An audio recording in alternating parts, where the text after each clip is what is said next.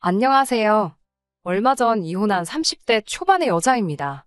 저보다 2살 많은 남편과는 지인의 소개로 만났습니다. 당시 남편은 중소기업을 다니는 평범한 회사원이었어요. 저는 가죽 공방을 운영하고 있었고요. 남편의 순수하면서도 적극적인 애정 공세에 제가 마음의 문을 열게 되면서 연애를 시작하게 되었지요. 마냥 달달한 사랑만 주고받을 것 같았지만 막상 연애를 시작하고 나니 현실은 드라마와 완전히 다르더라고요. 특히 데이트 비용에 있어서는 더욱 그랬습니다. 드라마에서는 남자 주인공들이 아빠 미소를 지으며 신용카드를 착착 긁잖아요. 하지만 남편은 달랐습니다. 메뉴판을 보며 눈알을 굴리고 특히 회전 초밥집에서 있었던 일은 지금도 머릿속에서 떠나질 않네요. 회전 초밥집에 가면 그릇마다 가격이 다르잖아요. 저는 어차피 양이 작아서 많이 먹지도 못하고 그래서 기왕 한 접시를 먹더라도 가격은 생각하지 않고 먹고 싶은 맛으로 골라 먹습니다. 특히 저는 장어를 좋아하기 때문에 장어만 3-4접시 먹고 끝내는 일도 허다해요. 그날도 저는 평소처럼 장어초밥이 올려진 접시를 들었는데 남편이 한다는 소리가 자기가 산다니까 혹시 비싼 것만 골라 먹는 거냐입니다. 근데 그 목소리가 농담을 하는 게 아니라 정말 짜증이 가득했습니다. 저 한 접시 먹는 동안 자기는 4접시는 먹어놓고 그딴 소리를 하면서 눈치를 주니까 기분이 팍 상하더군요. 다른 사람들 앞에서 얼굴 붉히기 싫어 차오르는 화를 누르며 간신히 식사를 마쳤습니다. 저는 오기로 종류에 상관없이 가장 비싼 그릇으로만 5접시를 먹고 나왔어요. 그리고는 계산도 제 거만 따로 했습니다. 그러자 남편이 저더러 더치페이는 그렇게 하는 게 아니랍니다. 나온 금액을 정확히 인원수대로 나눠서 내는 거라나요. 황당해서 제가 당신은 20접시 가까이 먹고 나는 겨우 5접시 먹었는데 내가 왜 당신 것까지 내줘야 하냐고 더치페이 뜻 모르냐고 크게 한바탕 싸웠습니다. 이후로 집에 돌아오면서 이 남자하고는 완전히 끝났다고 생각했네요. 하지만 저는 멍청하게도 남편과 극적으로 화해하게 되었습니다. 다음날 남편이 제 공방으로 찾아와서는 어제는 자기가 좀 심했던 것 같다면서 그런 상황에 저처럼 재치있게 대처하는 여자는 처음이었답니다. 똑똑하고 논리적이라며 저를 한껏 치켜세우더라고요. 다른 여자들은 자기 주머니 털어먹을 생각만 했었는데 저는 특별한 것 같다고요. 부끄럽게도 저는 남편과 소개팅을 하기 전까지 여중여고여대를 나와 연애는커녕 짝사랑도 해본 적 없는 모태솔로였습니다. 변명이 될지는 모르겠지만 그 당시 저는 남편이 절 칭찬하고 있다고 생각했습니다. 바보같이 남편의 궤변에 넘어가 쌓여있던 화도 불편했던 마음도 어느새 풀어져 버렸어요. 게다가 사귀는 내내 남편은 남녀평등을 귀에 딱지가 않게끔 주장해왔습니다. 남녀평등에 대해서는 학창시절부터 꾸준히 배워왔던 부분이기에 남편이 틀린 말을 한다고 생각하지 않았지요. 남편은 걸핏하면 남자는 집을 해오고 여자는 혼수를 해간다는 일반적인 생각에서 벗어나야 한다며 데이트 비용이 남자들에게 얼마나 부담이 되는지도 목에 핏대를 세우며 열변을 토했습니다. 실제로 남편이나 저나 경제적으로 비슷한 상황이었기에 아주 틀린 말 같지는 않았네요. 그러고 보니 남편과 제가 사귄 지 1달쯤 됐을 때는 이런 일도 있었네요.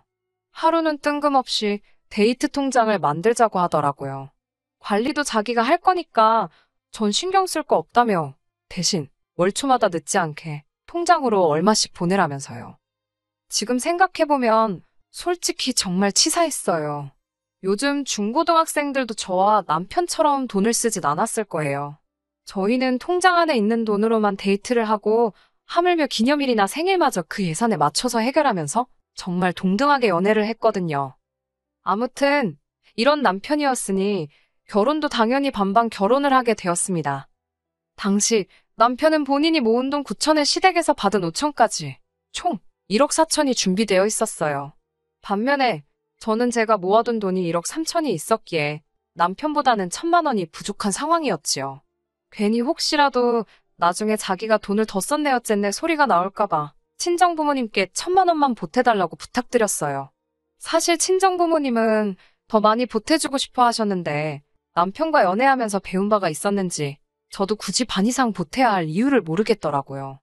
그래서 싫다고 했습니다. 살다가 정말 힘든 순간이 오면 그때 도와달라고 부탁드리겠다고 했지요. 그렇게 정확히 2억 8천을 만들어 그 돈으로 전세도 구하고 결혼식도 올리고 신혼여행도 다녀오고 했습니다.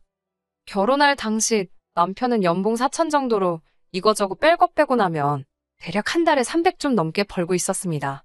저는 계절에 따라 약간의 차이가 있었지만 그래도 평균을 내보면 대략 한 달에 3, 400 정도 벌고 있었고요. 아이가 없는 맞벌이 부부로서 아주 넉넉하지도 않았지만 부족한 돈도 아니었습니다. 당분간은 신혼을 즐기며 약간은 여유를 부리고 싶은 마음이었지만 남편은 결혼 생활 역시 반반씩 부담하길 원하더군요. 그 성격을 모르고 결혼한 것도 아니었으니 결국 각자 150씩 생활비로 부담하기로 했습니다. 그렇게 결혼한 지 3달쯤 지났을 때였어요. 하루는 남편이 아무래도 회사를 관둬야 할 것 같답니다. 그게 무슨 소리냐고 물으니 어두운 표정으로 회사에서 있었던 일을 털어놓더라고요. 지금 이 사연을 적으면서 다시 그때를 떠올리니 제 얼굴이 다 화끈거리네요. 그날은 대청소를 했던 날이었어요. 얼마 전부터 자꾸 집에 개미가 보여서 무척 신경이 쓰였거든요. 도대체 이 개미들이 어디서 나오나 하고 따라가 보니 아니나 다를까 남편 방이 문제였습니다. 남편은 걸핏하면 방에서 혼자 그렇게 뭘 먹어댔거든요. 서랍을 열어보니 어디서 사왔는지 온갖 과자들이 가득 있었습니다. 이번에도 혼자 숨겨놓고 먹은 걸 보니 얄밉기도 하고 동시에 짠돌이 주제에 간식도 종류별로 많이도 사다 놨다 싶더라고요. 심지어 평소에 잘 마시지도 않는 믹스커피에 비타민 음료까지 있는 건 좀 의외였지만요. 하지만 간식의 출처를 알게 된 저는 정말 충격과 수치스러움에 당장이라도 자리에서 쓰러질 것만 같았습니다. 그 모든 간식들이 남편이 일하는 회사 사무실 탕비실에서 가져온 거라네요. 집에 오기 전에 한 주먹씩 챙겨서 가져왔답니다. 제가 어이가 없어서 간식이 먹고 싶으면 사 먹으면 되지. 그걸 왜 챙겨왔냐고 따지니까 영양가도 없는 간식을 자기 돈 주고 사 먹기가 싫었다나요? 그러면서 꽤나 논리적인 척 한다는 소리가 자기가 남들보다 과잣값만큼은 일을 더 한다며 억울하답니다. 저 인간이 떠드는 게 말인지 막걸리인지 한숨이 나오더라고요. 진짜 문제는 얼마 전 입사한 신입 직원이 남편이 탕비실 물건을 훔쳐간다며 윗선에다가 일렀답니다. 이게 횡령이 아니면 뭐가 횡령이냐면서요. 남편은 쪽팔려서 어디다 어떻게 해야 하냐고 물어보지도 못하고 어영부영 시간을 보냈다더군요. 그렇게 이도저도 못하고 며칠을 우왕좌왕하는 사이에 탕비실 거지 사건이라며 사내에서 남편에 관한 안 좋은 소문이 돌기 시작했고요. 이후로는 남편이 탕비실에 물이라도 한 잔 마시려고 갈라치면 몇몇 직원들이 도끼 눈을 하고 남편을 째려보더랍니다. 심지어 남편이 탕비실을 떠나면 간식이 몇 개나 사라졌는지 확인해본다며 남은 개수를 세는 직원들도 있었다네요. 남편은 분통을 터뜨리고 있었습니다. 그런 한심한 이야기를 떠들면서 쪽팔려서 회사를 관둔다고 하더라고요. 어이가 없었지만 본인이 괴로워서 못 다니겠다는데 무조건 나가라고 할 수도 없고. 그나마 다행인 건 그 시기에 제가 수입이 많이 늘었다는 겁니다. 제가 아는 친한 동생이 아침 방송 PD로 일하고 있었습니다. 하루는 나만의 특별한 패션 아이템이라는 주제로 방송을 한다면서 연락을 해왔어요. 저만 괜찮다면 제 공방을 방송에서 소개하고 싶다면서요. 제 입장에서야 저절로 홍보가 되는 거니 거절할 이유가 없었지요. 방송의 힘이란 생각보다 훨씬 더 세더라고요. 동네뿐만 아니라 인근 지역에서까지 수업을 들으러 오는 사람들이 생겼고 제작을 의뢰하는 손님들도 많아졌습니다. 덕분에 한 달에 3, 400에 불과했던 수입이 2배가 넘게 되었지요. 물론 제 수입과는 별개로 남편이 회사를 관두게 되었으니 생활 자체가 예전보다 더 나아졌다는 느낌은 없었습니다. 오히려 둘이서 300만 원의 돈으로 생활을 하다가 제가 외벌이를 하게 됨으로써 생활비도 반토막이 났으니 심리적으로 전보다 더 빠듯한 느낌이었어요. 남편은 회사를 알아보고 있다고는 했지만 워낙에 불경기였잖아요. 좋은 소식은커녕 서류도 통과하지 못하는 눈치였습니다. 그렇게 한 달쯤 지났을 무렵 남편이 저에게 부탁이 있답니다. 뭐냐고 물으니 지금부터 생활비 관리를 자기가 하면 안 되냐고 묻더라고요. 가뜩이나 자기가 생활비도 못 보태는데 관리까지 제가 하고 있으니 뭐 하나 작은 거 사는 것도 눈치가 너무 보인다나요? 저는 남편이 짠돌이에 거지근성이 있는 건 알고 있었지만 자격지심까지 가지고 있을 줄은 몰랐습니다. 고민 끝에 남편에게 생활비만큼은 알아서 책임지고 잘 관리해달라고 부탁했어요. 하지만 이건 고양이에게 생선을 맡긴 격이었네요. 남편과 생활비를 반반 부담하던 시기에는 집안일도 반반씩 했었어요. 집안일이라는 게 칼같이 절반으로 나눌 수는 없었기에 제가 음식을 하면 남편이 설거지를 하고 제가 빨래를 하면 남편이 청소를 하는 식으로 했었지요. 하지만 생활비를 저 혼자 부담하게 되면서 집안일은 자연스레 남편 몫이 되었습니다. 집안일이라는 게 해도 해도 티가 안 나잖아요. 그래서 남편에게 크게 뭘 바라거나 하지 않았어요. 오히려 생활비를 내고 말고 여부를 떠나서 고마운 마음이었지요. 그러던 어느 날 모처럼 일찍 집에 왔는데 집에 먹을 만한 게 없길래 남편에게 같이 마트에 가자고 했습니다. 그러자 남편이 굉장히 난처한 표정을 짓더니 생활비를 다 썼답니다. 그때가 생활비를 주고 3주도 되지 않은 시점이었기에 저는 큰 충격을 받았어요. 3주 만에 150을 어디다 다 쓴 거냐고 하니까 남편은 별일 아니라는 듯 물가가 너무 오르지 않았냐며 말이 나와서 말인데 생활비를 올려야 할 것 같답니다. 얼마나 올리자는 얘기냐니까 200에서 250 정도면 좋겠다고 하길래 어쩔 수 없이 200으로 하자고 했습니다. 그리고 제가 남편에게 영수증은 다 챙겨놓으라고 했습니다. 도대체 어디에 얼마나 쓰는지 확인을 해봐야겠더라고요. 그렇게 또 한 달이 지났고 남편은 어김없이 생활비가 부족하다고 했습니다. 남편에게 영수증 좀 같이 보자고 했어요.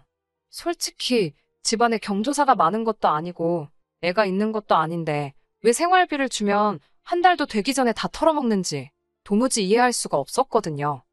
남편은 순순히 영수증 한 뭉치를 제 앞에 들이밀었습니다. 대충 훑어보니 죄다 집에서 멀지 않은 슈퍼마켓에서 쓴 거더라고요. 품목도 소고기, 돼지고기, 뭐 할 것 없이 다양했고요. 영수증을 보고 나니 이 상황이 더욱 이해가 되지 않았습니다. 거의 일주일에 두세 번은 꼭 마트에 다녀왔던데 왜 냉장고가 비어있는 건지 음식을 해먹은 흔적이 없는 건지 남편에게 물으니 자기가 점심때 혼자 다 해먹었답니다.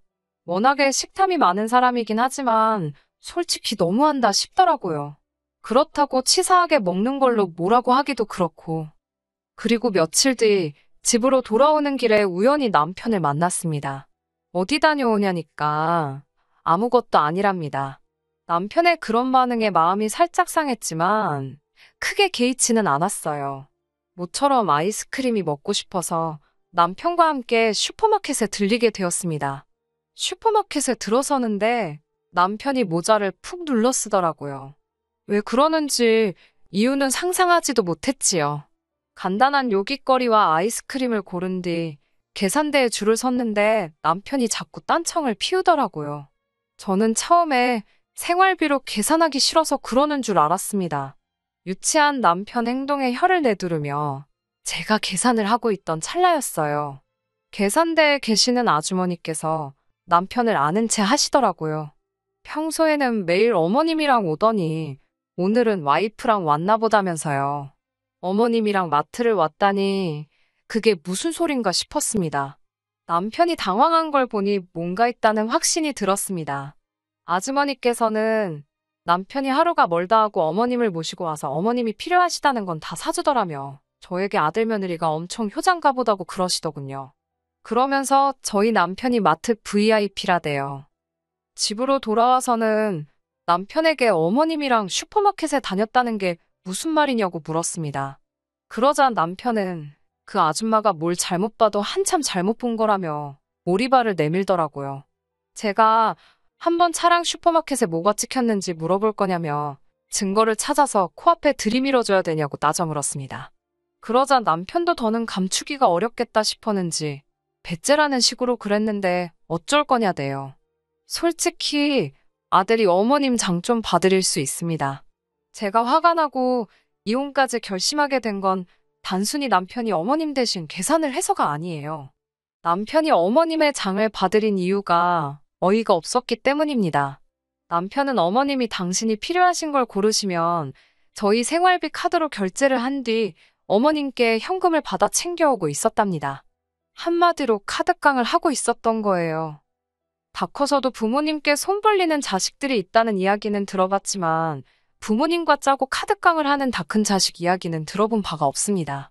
황당하고 어이가 없어서 도대체 무슨 생각으로 그런 일을 한 거냐니까 자기가 집안일을 하는데 제가 알아주지도 않는 것 같고 그래서 셀프로 자기 몫을 챙겼답니다.